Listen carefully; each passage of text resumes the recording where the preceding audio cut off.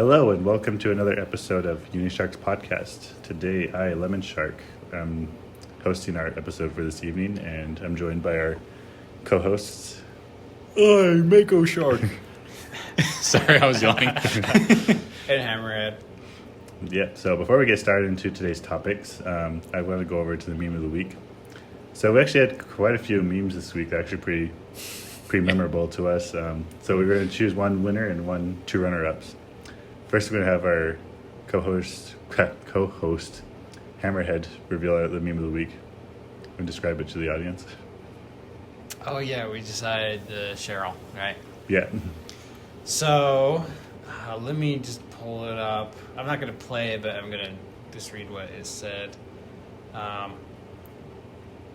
It was talking about Siri, and it's like, does Siri have problems understanding your Midwestern accent? And it's like, here's Cheryl. You know, it's just really funny, especially if you guys seen Fargo. Was it Fargo? Yeah. We watched that for the first time a few weeks back. And so everyone knows like the voice of Siri and everything. And the guy is like trying to say crepes, and she's like, "Oh, you're talking about crepes?" And then when it's talking about Cheryl, it was like, "Oh, you want the recipe? Yeah." That's right. Doesn't it display plaid on the screen? yeah, it is plaid. Your Midwestern Siri. When the guy asks the weather. Yeah, he's like, "What's the weather like?" "Oh, it's 23 degrees out with a 6 mile per hour wind." He's like, "It's only just like jacket and jean weather." Yeah, it's like perfect for that hoodie, but crepes, not that one. Yeah, you're going to church. So he puts on like a Go Packers. Oh. Yeah, that one's really funny. That one kind of throws me off, though, because it's like, I kind of consider myself a Midwesterner. I mean, we've talked about on the show, I'm from Colorado. I've never heard that ever, that accent or anything having to do with it. So am I not a true Midwesterner? I don't know. You're probably just too close to...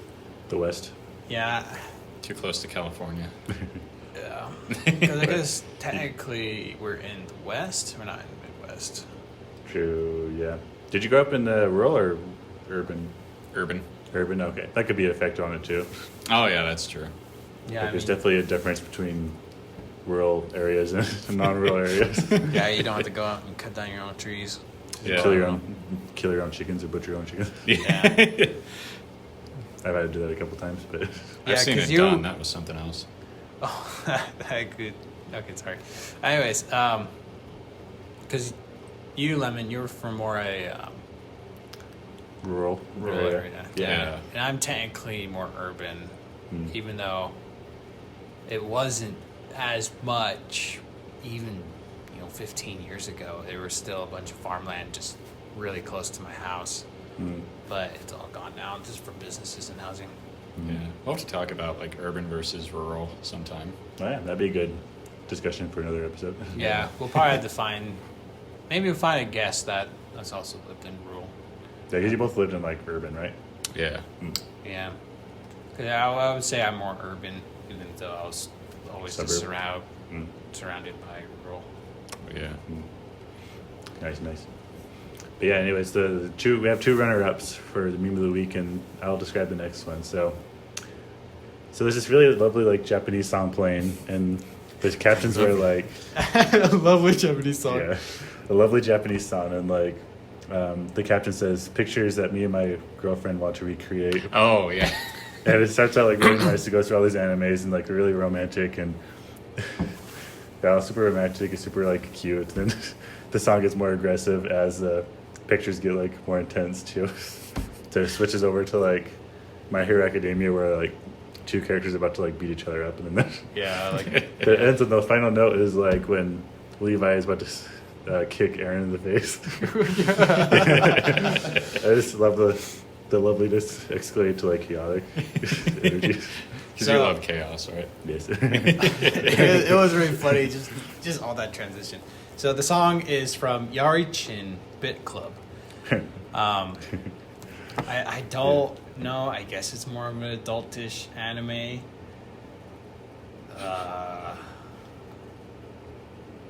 Yeah. Yeah, I'll put a link in the description. They have the height and weight of the characters? I guess. Yeah, it's talking about having sex, so. Probably. Anyways, Safe Mako. bet. So, do you want to describe the third runner-up? Third one is the stupidest thing, but it's so funny. There's something that Hammerhead found. It's where these two little cartoon birds, Yeah. 3 of them actually. Yeah, it's called the We- YouTuber's name is called Bird. It's just BERD. BERD. Yeah, instead of BIRD. Yeah, so it's like this really derpy looking bird thing. There's 3 of them. So, and they start singing a song by Jack Black. I don't know the name of it. Yeah, it's one of the songs by Tenacious D. Yeah. And the title of the video is "We Are Butt Men," BUTT. So then one of them goes like, so then he asked us, "Be ye angels?" They say, "Nay, we are but men." And then they like spin around. One of them like butt slams the other one, and then they go running off into the horizon, like harmonizing together. Yeah. It's so dumb. So he really animates the butts. Yeah. Because they're really huge butts. It smashes the other one with this big noise. Yeah. So Such beautiful art. Yeah. So sorry, going back to the anime. So it's a comedy school yaoi. Yowie. Yeah, gay. Oh, okay. Yeah, it's R plus. There's mild nudity. But Boo. the opening's kind of funny though. Give us severe nudity. Want to show her hentai? What are your guys' favorite hentai? Anyway, do you want to continue about Attack on Titan then? Sure, yeah. So, this last week I decided to make our roommate Mako watch an anime called Attack on Titan. Maybe you heard of it, maybe not. But, anyways, I was watching Attack on Titan and I was like, dang, this is like crap is going down right now, and I need something to talk about with this. And I remember I was thinking too, it's like we haven't really chosen, or a lot of the animes we watch together have been chosen by Hammerhead. So I'm like, I'm gonna make us watch an anime together. I'm gonna make you all watch Attack on Titan. Yeah.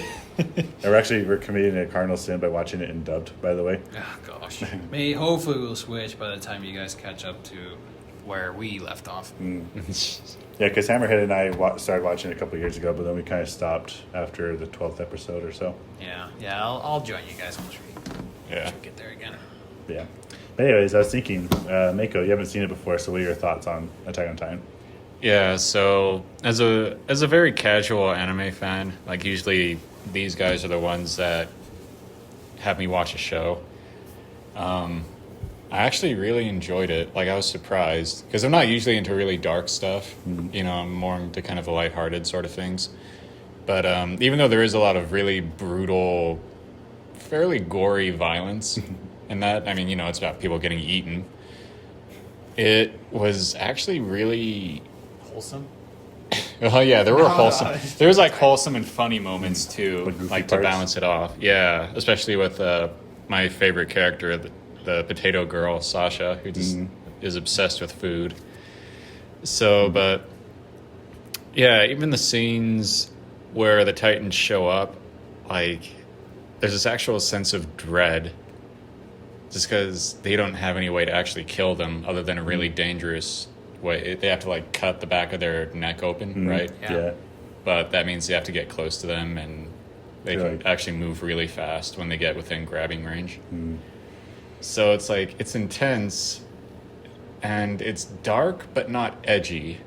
Yeah, that's a good way to describe it, because that's one thing that I really liked about Attack on Titan, because I had no idea what I was getting myself into. Like, I knew nothing about Attack on Titan. I just saw it like on Funimation in the middle of the night when I was having like a dark moment, and I was like, oh, let's watch this. And I was like, oh, it's probably gonna be some, it's really popular, so I'm like, oh, it's probably gonna be some shonen anime, it's gonna be like super corny. But then I start watching, like, oh dang, crap like happens. Yeah, and like all the dark stuff, all the brutal stuff that happens is a natural consequence of living in a world with giants with healing powers that try to eat people. It doesn't go out of its way to try and do shock value. Yeah, and like one thing that kind of surprised me at first is it showed like civilians getting killed. Oh yeah. Like when you watch like a Avengers or like any other like action film where like a city's getting attacked, they never really show the consequence of the attack. Other than its buildings. Yeah, the buildings and Cars. like the fights between like all the enemies and the heroes. Yeah, and a little bit in Civil War when they kind of started touching on that. Yeah, but I think that's kind of actually like maybe like it a little bit because it's kind of terrible saying like I enjoy seeing civilians get killed, but I feel like it added like more realism to it. Yeah. Like if that crap happens, like there's no sparing of people, you know. Yeah. But they don't do it like in a way that's edgy, like you said before. Like that's what I like about Attack on Titan too. It's like it balances out pretty well. Yeah. I mean, we were talking about, we started comparing it to Game of Thrones and The Walking Dead because those, they kind of became popular around the same time, if I remember right. And it just kind of, it's able to do that style of show naturally and well. So, and hopefully it'll end on a much better note than Game of Thrones, and it's not going to go into sequel rot like The Walking Dead apparently has. So, yeah, it might be the one of the three to stick the landing. Hopefully, yeah. Yeah. But yeah, like, I'm surprised how much I've come to care about the characters. Even the main one, I thought he was going to be the sort of typical screaming anime, protagonist. My sister was watching one called Black Clover. I couldn't stand more than an episode because the main character doesn't do anything but scream constantly. It's so grating. I hear it gets better, but Yeah, I'm sure it does. I don't want to go through 10 episodes of someone just screaming. Yeah. I'm going to be number one! Okay, sure. Okay, sure. You do your thing, man. All right. Like at least with Dragon Ball Z, they're powering up. Yeah. It took forever. At least that was once every few episodes. Yeah. So, but yeah, I'm interested to see where it goes. So, Oh boy. yeah. I know. Yeah. I found myself really lucky because I actually didn't encounter a lot of spoilers before getting into it. So like all the shocks, all the twists and turns actually got me really good. But I was watching it with like Mako and like Hammerhead. They're like, "Oh, that person's whatever." I'm like, "Bro." Yeah, I actually know a good chunk of what happens in the show because just out of curiosity, and also because my sister watches it. Oh. Like, I would sometimes look stuff up because I figure, oh, I'm never gonna watch it. So Yeah, it makes sense. Yeah, I shouldn't. Yeah, it makes sense. But that's that's one of the things that really brought me into Attack on Titan because there's a lot of like mystery to it. Yeah. It doesn't like it does a really good job of like revealing, but like not like too much at a time, so it keeps you invested in what's going on. Yeah. Yeah, that is a true point about Attack on Titan. They're pretty good about that. Yeah. Yeah. What do you think about Hammerhead? So I actually watched roughly to where we're at, or maybe a little more when it was coming out. Because I remember all that hype, Oh yeah. and people were saying it was good, so I was like, okay. I mean, there's a reason why there's always hype in this show, But I mean, yeah, I've already gone through like the wiki and stuff. Like I know some characters that died that I'm really sad about. I won't say.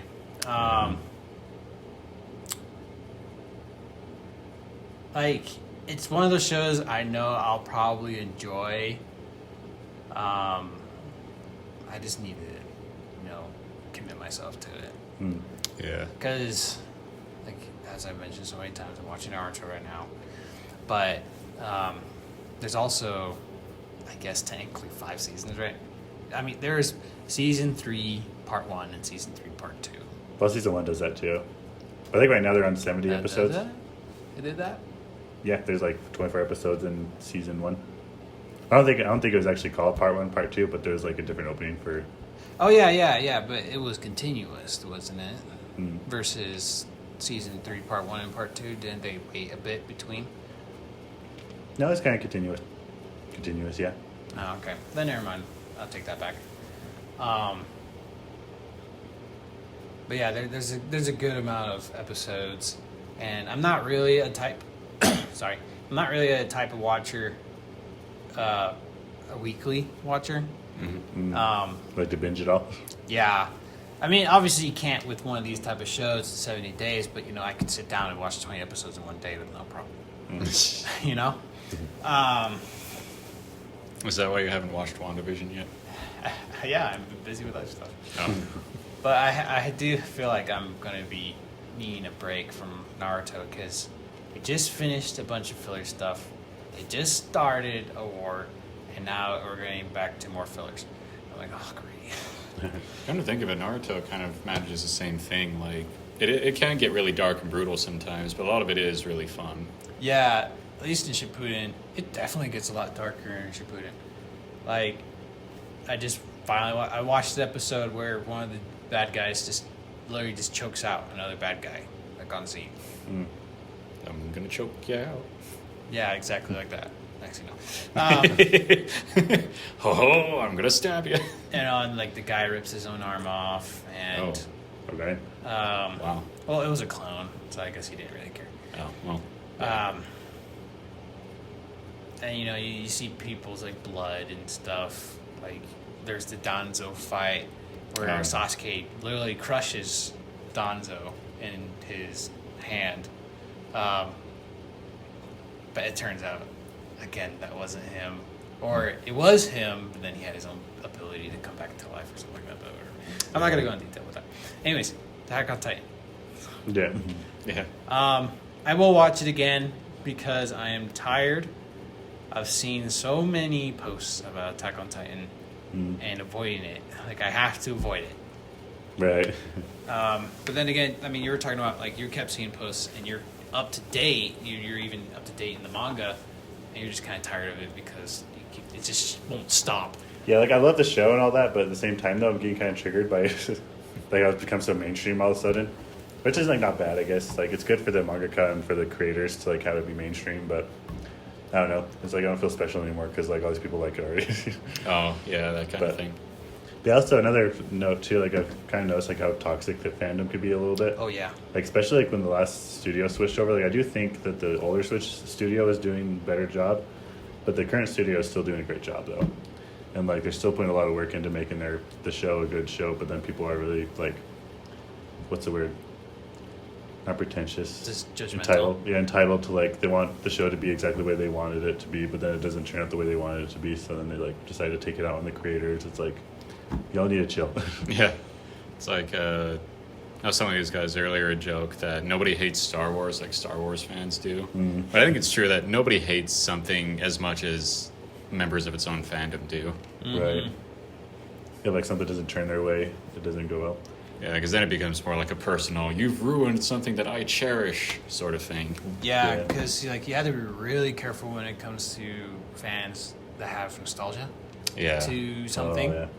You know, like I bet a ton of original trilogy Star Wars fans were just furious when they saw the last three movies. You know.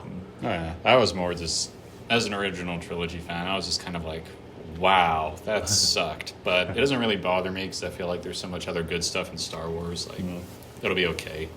Yeah.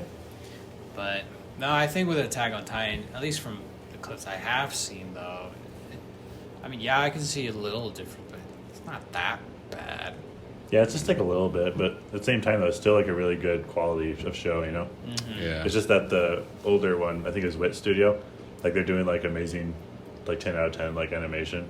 Oh, yeah. Then this studio is like maybe doing 9 out of 10, but it's still like amazing, but it's not as amazing as the last one. Yeah. I mean, there is one past example of One Punch Man. Oh, and a lot of people just did not like season 2 because they're just like, it's just not that good quality as season 1. And yeah, that's right. But I still enjoyed it. I didn't even notice. Like, if you watch season 2 before you watch season 1, for some reason, like, you would enjoy it perfectly fine. It's just, you're comparing it to season 1. Yeah. Yeah, and a little bit off topic. One thing I like about Attack on Titan is that the mangaka, he has like some serious balls, like some with the way he does. he does. With the way some of the stuff he does, like dang, like I'm impressed. Like some of the characters he kills off and like the stuff he does. Gosh. Like I wasn't prepared for like a lot of that stuff that happens in like the first season. Like they're hyping them all up to be like, oh, it's going so good, but all of a sudden they all just get wrecked really hard. Like, Yeah. ooh, dang. Yeah, I'll get killed and eaten. But then again, that's kind of how life is a little bit. Sometimes like it doesn't go the way you want it to, and crap happens. So I felt like it kind of spoke to me on the level when I first watched through it because I was kind of going through like a rough period of my life. So when I watched it, kind of resonated with me a little bit, you know. Yeah. It felt more real, and I can relate to these characters a lot more because they're going through struggles and they get beaten down too, just like me, you know. Yeah. Yeah, I mean, it's not the traditional, you know, just because we have friendship now, we'll Right. win. Or just because you're the main character, everything will go well for you. Yeah, that Yeah. will still suck. Yeah. You might survive, but that might be the only thing. Right. Yeah, I do like how throughout the show, all the time they'll say like, "Oh yeah, we can take on these titans," and as soon as they're actually fighting them, they're just terrified. And why Yeah. wouldn't you be? You know? Yeah, it makes total sense too. It's like, yeah, if you're actually put in that situation, like, would you, if you've never seen one before and been in that situation, like, what would you do in that situation? I Yeah, know. like the one of the major ones, that 40-foot tall giant with a big rictus grin, like freaking stomping towards you, getting ready to eat you. It's like that would freak anybody out. Feels like, F this, I'm Yeah. out of here. Yeah, exactly. It's just like, but I will say one thing that bugged me, but it's more just a loophole. It's just like, it's been 100 years, 50 years, or something like that. 100 years. Yeah, it's like, you think they would make better projectile weapons by now. Yeah, because Well, always there's some stuff that happens later down in the series that explains it more. That Oh, really? people kind of prevented it, maybe, or something. We'll see.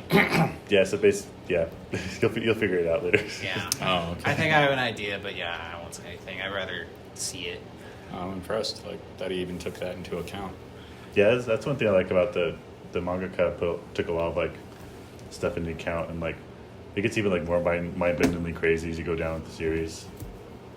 Like a lot more like plots and twists. And it's like, well, I see it all so differently now. Yeah, Aaron becomes a vegan. Oh no, Yeah. Only- Then he becomes super powerful, kind of like in Scott Pilgrim. He gets the vegan powers. That would be funny. Yeah. Anyways, then moving on to our next subject. So since we're talking about Attack on Titan and how we compared it to kind of like Game of Thrones and Walking Dead.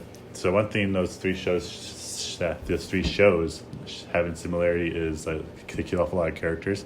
And we're kind of wondering like, how is it? And we see like a trend where like a lot of other shows they kind of kill off a character just for drama. Yeah, So we're kind of like thinking like, when is it right to like kill off a character and whatnot? yeah. because you Mako had a really good example. Oh, yeah, there was a show. It actually was one of the few animes I found on my own and watched. It's called Ruby. If people decide that's an anime, there's a lot of debate because it's CGI and it's an American studio. Oh, well. Either way, yeah, it was a really good show and I liked it. And then I think in the second or third season, they killed off my favorite character. And it just made no sense because even later on, they say, like, well, I'll say they, so no one knows who it is, but they knew that they probably weren't going to come out of it alive. And I was like, then why did they go? Like, what is the point in throwing your life away like that? I guess for context, like, they were sent, the bad guy attacked, they were sent to go get help, and this character decided to run back and fight the bad guy by themselves. And it was like, there was no reason to do that. You threw your life away for no reason other than just shock and awe. You know, like, everything that happens in the story afterwards was going to happen either way. So it just Right. doesn't make any sense. Yeah, I mean that's kind of a bad example. I kind of feel the same way about like Star Wars a little bit. Yeah. Because I kind of feel like, oh, it's make it more dramatic if somebody gets killed, you know, like they kill off some major characters and whatnot. And I felt the same way about the end of season of Game of Thrones, because Game of Thrones in the beginning kills off a lot of characters, but it felt like natural. But towards the end of the season, it felt really like Well, they're doing it because like, oh, it's Game of Thrones, I guess we'll have to kill some characters. So they just pick like the correct character rather than like what would actually happen in the situation, you know? yeah. I mean, but we were talking about this earlier. And you brought up a good point of the characters that they killed in the more beginning parts of the show Game of Thrones had way bigger consequences than they thought would happen Oh, yeah. in the way in later parts of the show. And I guess the death meant something, yeah, and it kind of like drove the story forward, even though the character wasn't there anymore. The death still played a part in it. yeah. But Yeah. towards the end of the show, then it was just, well, that's just what the show's about. So let's Let's kill find them. someone. Yeah. Like this person, yeah, they're okay. We'll kill them. Yeah. Or like some character, no, the fans love him too much. We'll keep him alive because the fans like him, you know. Yeah. So that's kind of the problem I have with it sometimes. Yeah. There's other times too where it's like I get kind of frustrated when some characters live. I'm like, there's no way they could have survived that. This is plot armor. This is bullcrap. But I mean, that also just depends what show you're watching. True, yeah. I mean, if you're Yeah. watching, like One Piece, or something like that. They're never gonna kill off Luffy until like maybe the last episode, you know. Yeah. Any show that's named after someone. But I was also talking with Mako here. Again, Naruto. I'm sorry, everyone that's listening. But another good example that I thought of was Jiraiya. What I'm talking about is more just deaths that really are a turning point for a character in the show, such as the main character. And so then they finally know like what path to take, or if a change of heart or something like that because of that death. I think those deaths are, actually have meaning. Yeah. Yeah, definitely. Yeah, and I think when Lemon and I were talking about it, we kind of determined that ultimately it depends on what the show is going for. Mm-hmm. Because, there are some shows where, it makes sense and it's a natural part of the story for characters to get killed off every now and then. Yeah. And then there are other shows where, because of the way it's constructed and told, you do have a lot of plot armor. Like, the original trilogy, Star Wars, for example. So what drives me nuts is when people seem to assume that a show has to be dark and has to kill people off in order for it to be good. Yeah. Because it doesn't. Like, since we're talking about anime so much, I think the best anime I've ever seen is Violet Evergarden. And other than maybe one character, one or two characters, major characters. Okay, characters that you come to care about, not just random background guys. Yeah. Other than maybe two of those, nobody dies in the whole show. But it's also one of the most emotional shows I've ever watched. Like, I think I was in tears at the end of almost every episode. Oh, gosh. Don't start me. Yeah, I think we all were in tears almost every episode. Well, except Lemon here. I never see him cry. Just kidding. I've cried all my tears already. Lost his tear ducts in the war. The anime war. Anyway. The Waifu Wars. The Waifu Wars. Oh, gosh. That could be a new anime. Anyways, No, we should hold on, pin that for later. We're going to market that. the Waifu Wars. Anyways, you guys brought up another point, too, because like one thing that really annoys me with certain shows is that a lot of people die, but then they don't care. They don't try to make you care about it. Yeah. But then a main character dies, and then everyone's like, oh, it's so sad. It's like, well, like, I'm not sure if you guys watched Stargate Atlantis or Stargate SG-1. I watched Heard a of it. little bit, yeah. But that was been years. Yeah. I remember there's like one episode where like they go on an expedition. Yeah, somewhere. And like the classic like red shirt Star Trek theme, they bring along two random characters that never been introduced before. And naturally they're killed off by like some alien. But at the end of the episode, they're just like, oh, yeah, cool. We killed the alien, we're all good. And they acted like nothing wrong happened. But I'm like, you guys lost half of your team. Like, what the frick? Yeah. But then, like, another episode comes along and, like, one of the main characters almost dies. And the whole show is, like, playing sad music and everybody's all sad. But then, like, it's like, so you only care if they're a main character? Like, what the frick? I know, Yeah. right? So that's what annoys me with, like, killing off characters. Or the opposite, where, like, they bring in random people just to kill off. Yeah. It's like you're making those deaths kind of meaningless and kind of degrading human life a little bit. So it's like your life only has meaning because you have like attention and you're like more screen time.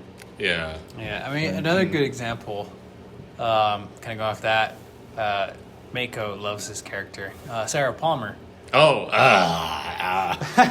What's that from? It's from Halo 4. Oh, yeah, we just finished Spartan Ops today, Oh, really? actually. Yeah, we've been replaying through all of them and finally finished everything. Now we just got to go through for other achievements. Yeah. I mean, we've all, me and Mako, we've played through all the Halo games before. We're just replaying. Well, except Spartan Ops. This is your first time, actually. Yeah. And Sarah Palmer, she's, especially in the beginning of the Spartan Ops, she kind of mellows out later on. But she's just kind of a dick. Yeah, she really is. Can't stand her. Yeah, because you go on a mission, and you're playing as Spartans and everything, and she's the commander of the Spartans, so she's a Spartan herself. And so you go in, and you beat all these guys, and you win, and then she's like, oh, wow, just Spartans can do in 5 minutes that Marines can't do in 24 hours.